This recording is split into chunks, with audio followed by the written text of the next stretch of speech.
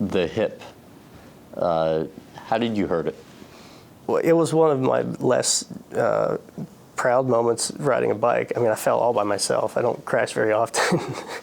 And I just made a mistake in training, and I hit some sand, and the front wheel slid out, and I fell really hard on my right hip.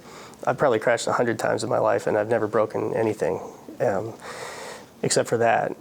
And when that happened, were you aware something was definitely wrong? When I tried to move it, it was the most excruciating pain I'd ever felt. Nothing's ever hurt that bad in my entire life. But I knew something wasn't connected anymore. I mean, my leg didn't work. I didn't know it was going to be such a long, drawn-out ordeal, but I knew something wasn't right. How did it gradually worsen over time? It's not that uncommon with a badly broken hip that 3 or 4 years later a replacement is required. And I was told that at the time it was broken, but there wasn't anything really that I could do about it apart from I was told that the odds of it surviving would be better if I didn't do anything, if I didn't ride. But I wasn't, at that point, I wasn't in the mind frame to walk away. I had just gotten to compete in the first Tour de France that I had ever done in 2002. This was January 2003 that it happened. And so I decided, I understood the risk. I would start training again and take that risk. In hindsight, I'd probably do the same thing. I really don't think that there was much chance that my hip would have been fine either way. What types of things did it immediately and or gradually prevent you from doing? End of 2004, I got some x-rays done, and it was clear that it was starting to deteriorate and that it was going to, at some point at least, need to be replaced. It's a slow process, and so nobody could really tell me how long it would last from there.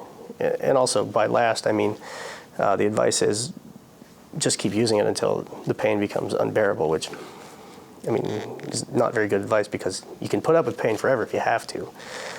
So you have to just make a judgment of what you're willing to deal with. So for me, I was able to race 2 more years after that. Your doctor recalls one time you coming back from a tour stage and just saying the pain's so bad you literally wanted to vomit. How bad did that pain get? By 2006, it was really bad, and racing was worse on it because of the intensity of the ride, and I don't think I could have, well, I couldn't have raced another season with it. It had to be replaced. While I was racing was the least amount of pain I had as far as my hip goes, but as soon as I would stop the stage or the race was finished, then there was that to think about, and it was becoming bad. It was keeping me awake at night. I thought there was an interesting thing your then doctor said, who was also the team physician for the San Diego Chargers in the NFL. He said, quote, if I were a betting man and you showed me Landis's x-rays, I would bet my house that he could not be competitive in the Tour de France. This is the hip of a guy who, if he were just a weekend warrior, would have problems with everyday living. But to be a top athlete where a 1% performance loss is a big deal, no way. Yeah. I mean, the x-rays did look pretty bad, and it did hurt a lot, but the problem was I didn't know if I'd be able to race with a hip replacement.